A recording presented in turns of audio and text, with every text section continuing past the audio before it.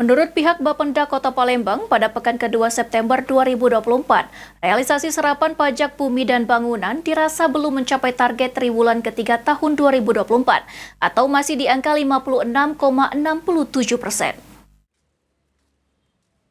Menurut pihak Bapenda Palembang, pada pekan kedua September 2024, realisasi serapan pajak bumi dan bangunan (PBB) dirasa belum mencapai target triwulan ketiga tahun 2024.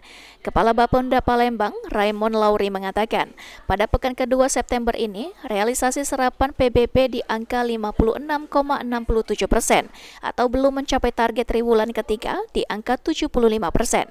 Batas jatuh tempo pembayaran PBB di tanggal 30 September 2024 dan jika wajib pajak belum membayarkan PBB hingga batas jatuh tempo, maka akan dikenakan denda sebesar 1% per bulan. Untuk memaksimalkan realisasi serapan PBB hingga jatuh tempo, pihak Bapenda Palembang melakukan beberapa langkah, seperti menyediakan pelayanan PBB keliling di setiap kecamatan sesuai jadwal yang telah ditentukan untuk mempermudah wajib pajak membayar PBB. Capaian target PBB